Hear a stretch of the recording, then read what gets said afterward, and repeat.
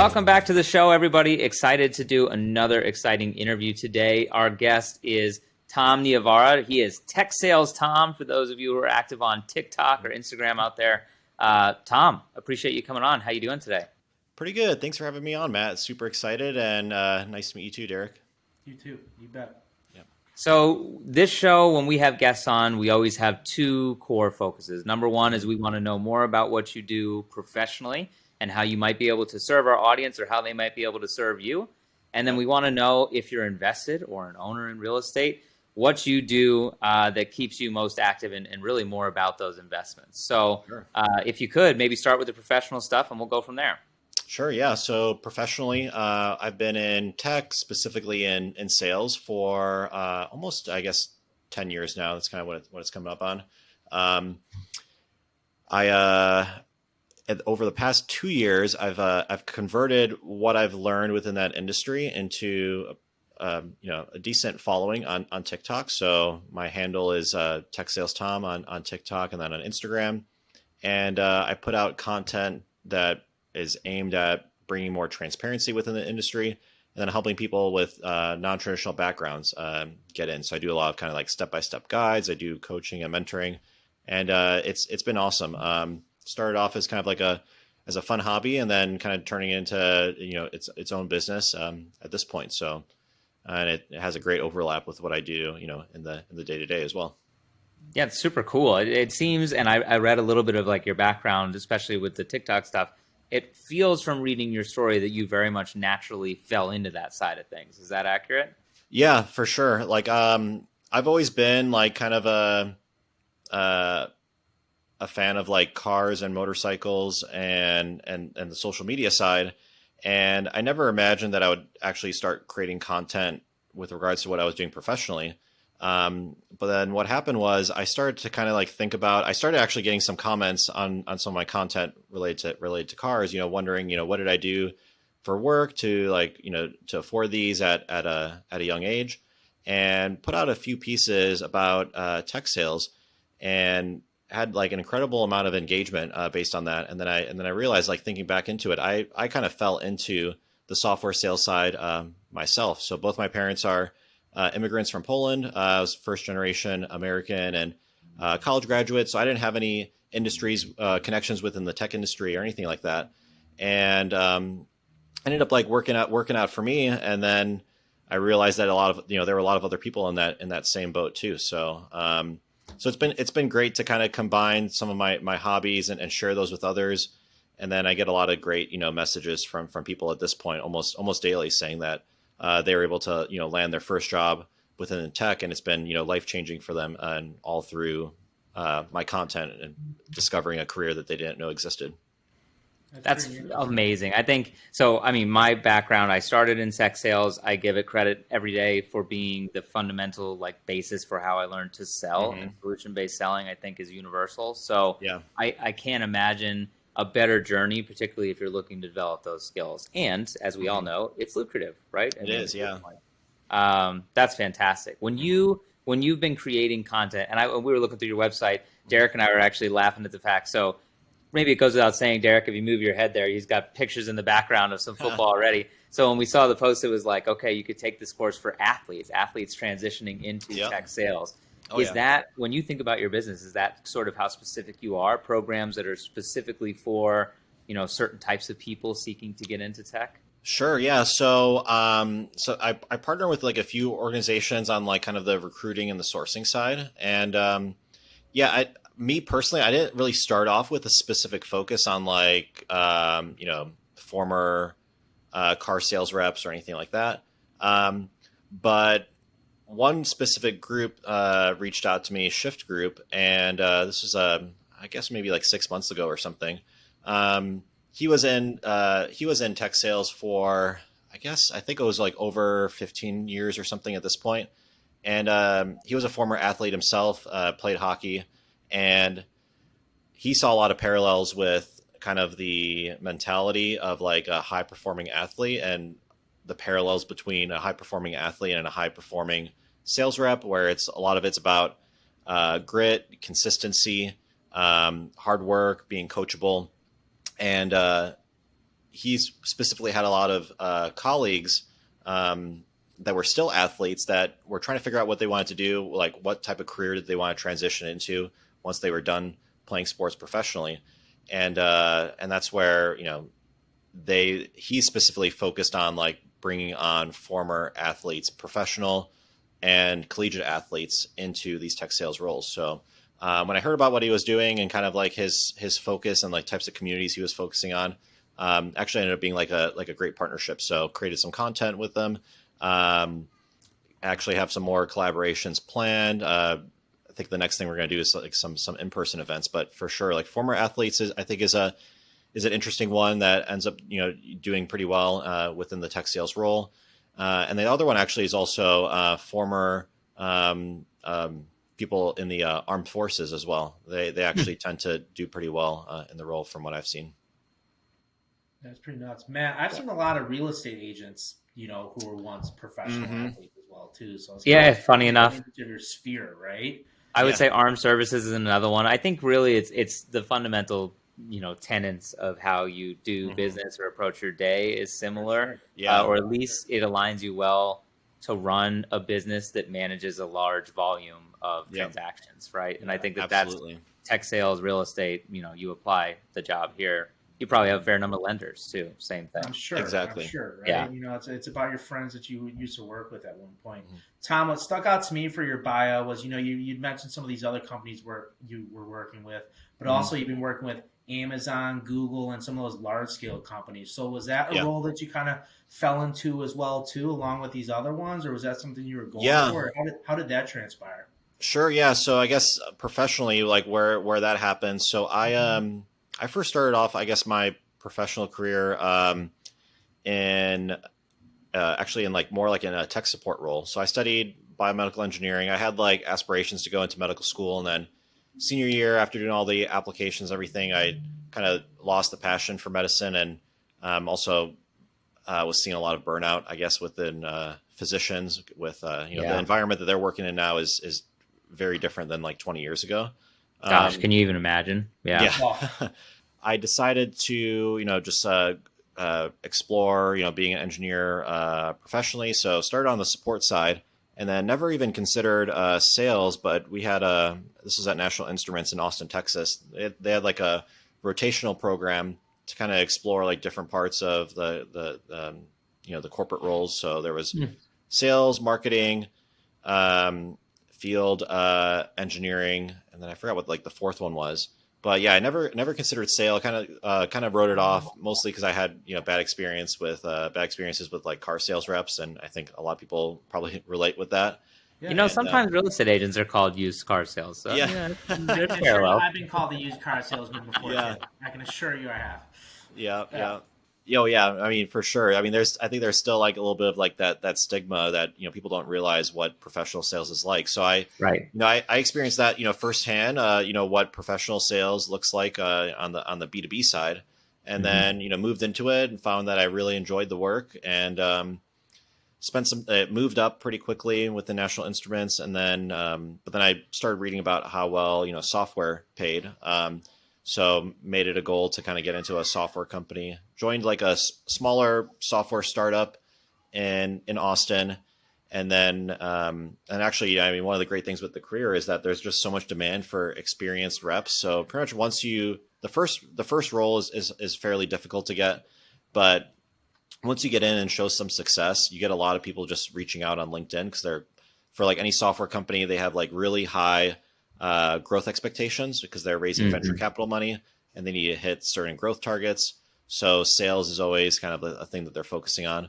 And actually at the time, it was like good timing. Google had just built like their new office in downtown Austin, and they were going from like 100 employees, I think, to about like 2,000, and they were rapidly growing out like their sales team in Austin. So ended up joining them.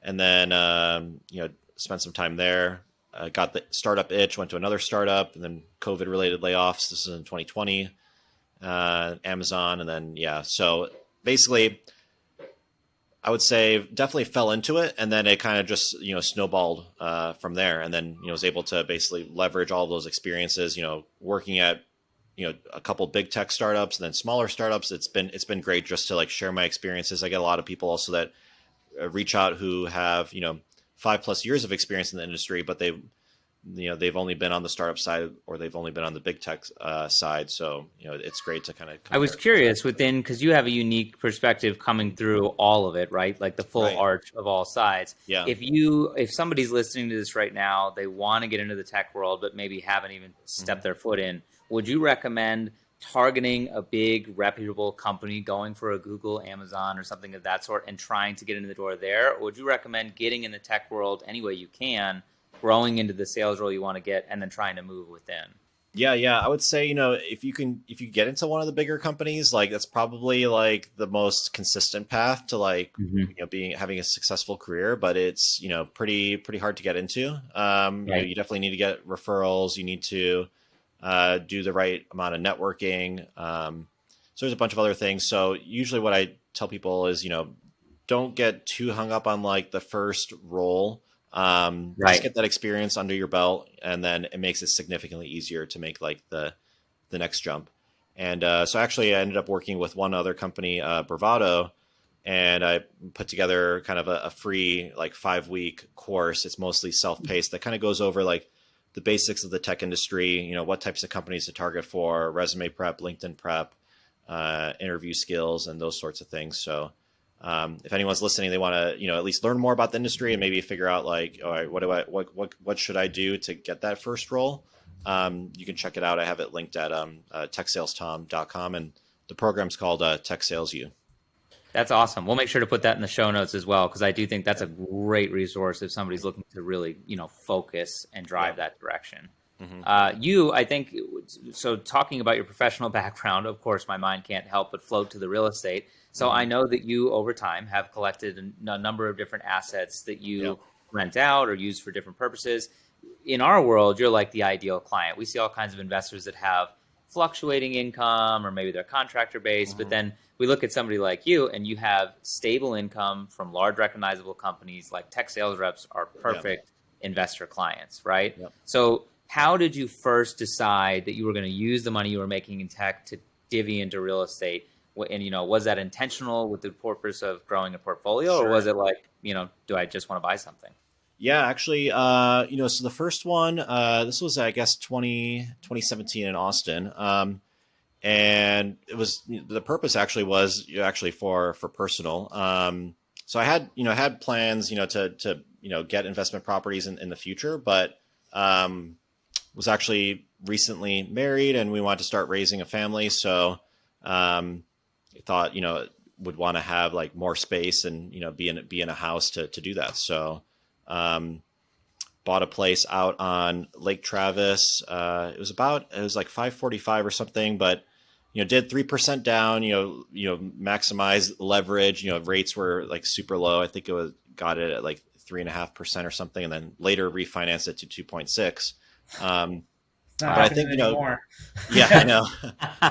Yeah. People listening to this are going to be very jealous. Yeah. I mean, I think, definitely maybe luck, maybe played some, played a bit into that, because, we actually bought it for the same amount that the prior owners bought it for, like almost 10 years prior. So they had like no appreciation. Austin was growing, but most of the growth was in the downtown area. But even at the time, like you could still get like a decent home in downtown Austin for like 300 to 400.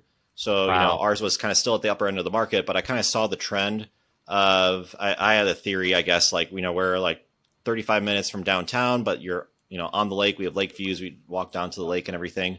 So my thought was like, eventually Austin's going to grow to the point where it's going to like push everything out, to the outskirts. And then that's going to be, kind of a desirable area. So, it ended up like kind of playing out. I think COVID accelerated things. And then, from there, basically, started saving up to kind of purchase like the next piece, which was the adjacent lot that was available, actually from the original sellers too. Ended up buying that one, and then actually still just now finishing construction of like 2 homes on there. And then in terms of like renting everything out with that first home, we had like a separate like guest suite on a separate part of the house. So when we were still living there, we actually had that, we were renting it out and was actually really surprised that just from renting out that suite, we were almost able to cover like that entire mortgage payment. So that kind of gave me like the first Wow. taste of like kind of the power of real estate investing. And then, and then when we moved back to Chicago, mostly full time, then, kind of converted the property to medium term rentals. So did like 30 to 60-day rentals. And actually lately it's been mostly short term rentals. I think people have kind of put some of these like longer term or medium term stays on hold, but starting to see like this bigger uptick on the demand for short term. Yeah, no, I've been out to Lake Travis a handful of times, and it just like blows me away of some of the houses that are on that lake. I mean, they look like they're high schools or malls. I mean, it's hard for me. It's hard for me to think of Lake Travis or anywhere in Austin really as being undervalued. So to hear you talk about getting in and having that value come, I mean, it's been like the only place people talk about for so long now, Because like when I view it, I'm like, yeah, you need to have family who's had their house built on that for 30 years to live on that lake, right? So it's crazy to think just, what was it, 5-6 years ago you were able to do that? Oh, yeah. Yep. Wow. And then, now the property's worth like triple based on comparables. And then like even like the lot, I bought the lot for actually there was like a little bit of like a mix up with the lot. I would have bought it for even cheaper, but it was like originally at 100, ended up buying it for 140. But still, like now, even just like at the time there was like I think 8 other lots like in the neighborhood still available to like build on. And now it's like all been like scooped up. So it's crazy like how quickly it changed in literally just like 2 years. I think actually that was like the biggest jump for the Austin market. Yeah. Wow. So if you now in Chicago, you're renting here in Chicago, right? Do you own any property in Chicagoland? Not yet. Actually was looking at a couple and then was actually going to be buying something like 2 years ago. Had some like life events that we had to take care of, so that got put on hold. And then actually we were very close to buying another one earlier this year, and likewise a variety of different factors that came up. So it's still on the list to get something, but Chicago's kind of interesting where you don't often see as much like appreciation, especially like if you're buying like a condo or something. I've seen some condos where it's crazy. Like the HOA fees have just continued to rise year over year. I feel like there's neighborhoods in Chicago where if you get them right before the bubble, you can really see some appreciation, but it's tough to find those neighborhoods now. It is. Yeah. Like if it was like, if you bought in like West Loop, like I think like 4 years ago or something, then you're in it, right? You caught a great wave. Yeah. But you're right. I mean, some of the problem that Chicago has that a city like Austin doesn't really struggle with as much is we just have aging inventory. So we have high rises that have $2,000 HOAs because the elevator can only be serviced by one company that is practically out of business, right? So everything gets more expensive with age. But so it's interesting to hear though that then when you compare like there's all these like luxury high rises that are popping up, and we have a compare. You'd have I think in general you still get like more space for your dollar if you buy versus rent, but then the level of amenities for sure. Like any condo that's like over 3 years old, I feel like for buying like the amenities are just like age and they don't reinvest in them. So right. Meanwhile, you can take your pick of these new rental buildings that are, I mean, they're basically tripping over each other with amenities to try and outbid, right? And so, it all depends on the type of lifestyle that you want. I mean, speaking of that, so you live in a great building here in Chicago. You live in the Neiman building. Yep. That building obviously took over South Loop there. Now has become like a staple of the neighborhood in terms of a rental development. When you moved into that building, were you intentionally trying to become a part of a new wave? Was it the amenities that drew you to it, or what made you choose that? Yeah, it was actually the amenities. So before moved here, when we first moved to Chicago, actually it was moved into the Optima Signature in Streeterville. So love the area, and then it was actually at the beginning of like the lockdowns, and then but then after about like a year, we were on the fence of like either buying this other property. And it was going to be a pretty big stretch. It was a mixed use property actually in West Loop. But with the lockdowns and everything, there was the risk of like the underlying business that was, had a lease. There was a big chance I feel like they could have went out of business and we'd be on the hook for another 5K to kind of cover like, the payment and everything. So Yeah. yeah, so decided to, continue renting, and then heard about NEMA. Actually, it wasn't really even considering South Loop, but really, yeah, it was the amenities that sold us, because I figured like, who knows how much longer this, lockdown stuff is going to be happening.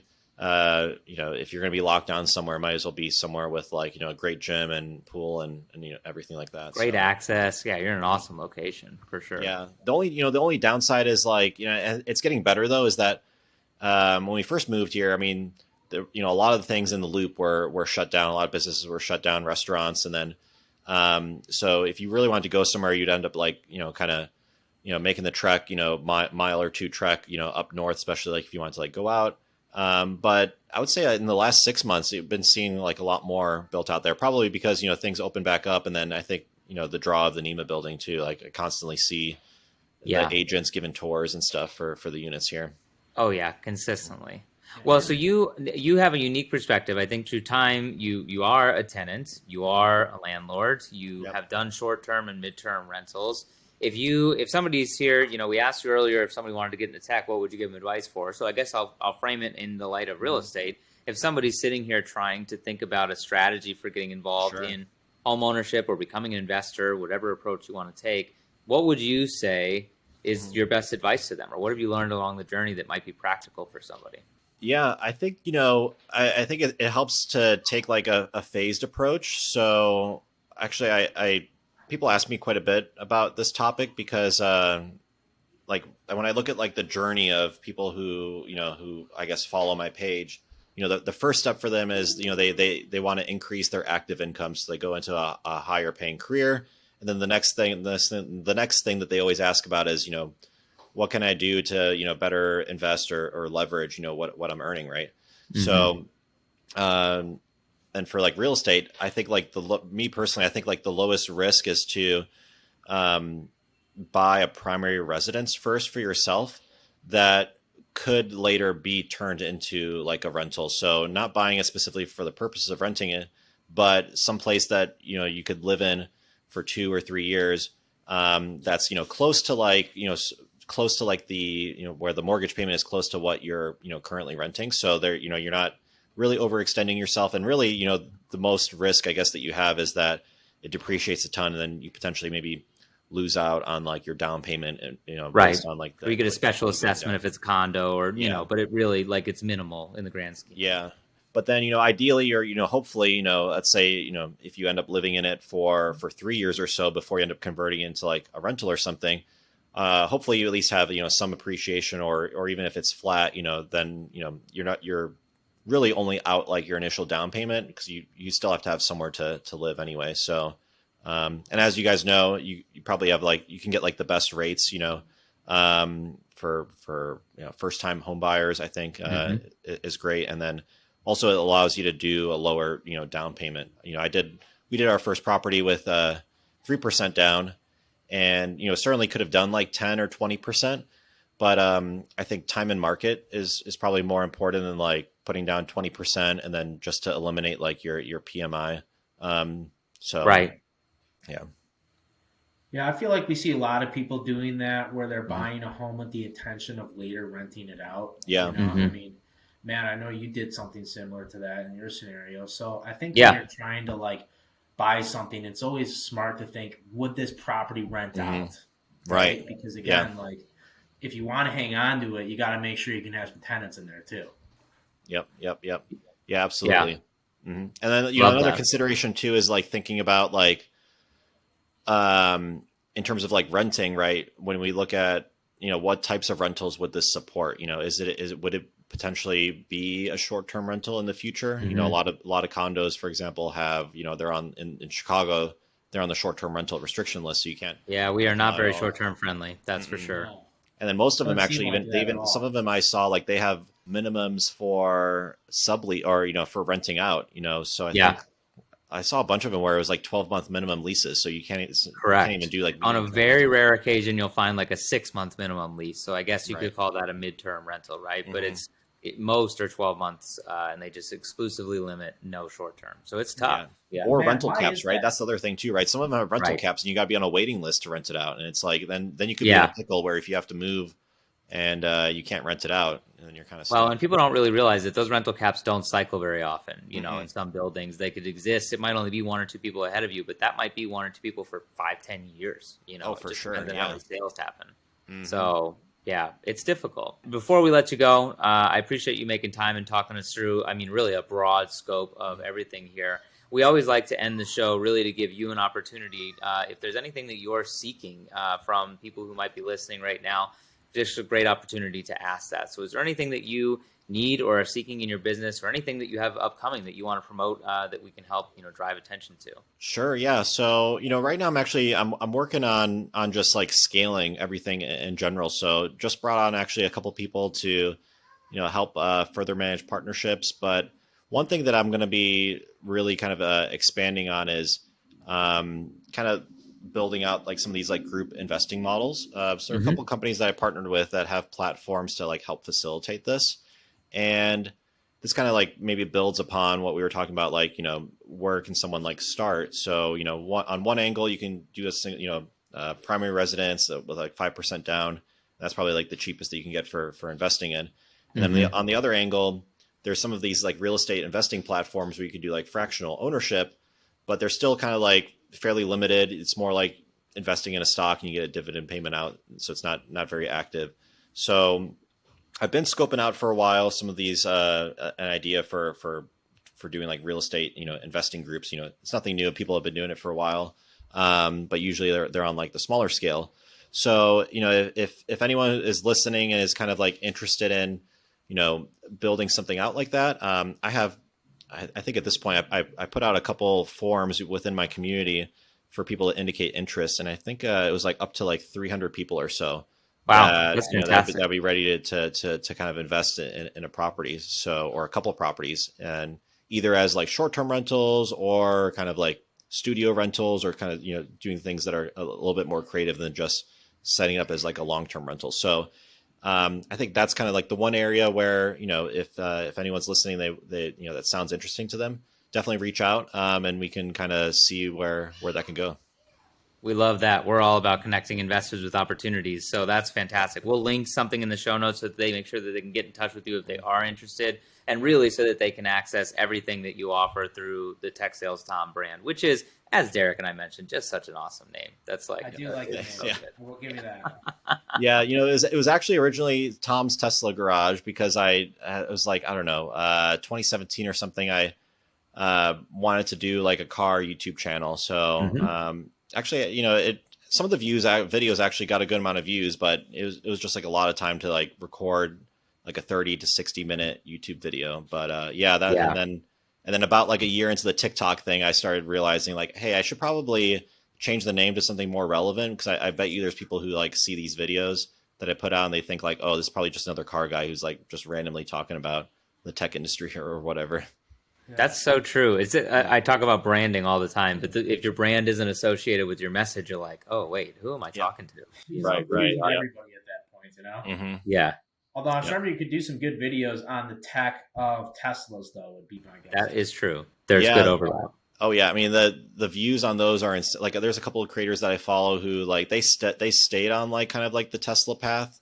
Yeah, and I think one of them has like 3 million followers or something. Yeah, it's crazy. I mean, yeah, it makes for great content. So Wow. The Tesla pull is real. That's for sure. Yeah, Twitter's blowing up today with pictures of Elon. It's just like you can't escape it. Yeah, him rolling into making Twitter. Him holding this thing. It is what it is. Yeah. Well, listen, Tom, we really appreciate you making time. We'll look forward to, we'll have you on the show again sometime and just continue this conversation, because you have so much information to share, and we'll make sure that we plug everything we can. If we can connect you with someone in our audience, we'll definitely do that. So sounds good. Thank you everybody for watching. Like, subscribe, follow if you're interested in more content like this. We will see you next time. Take care.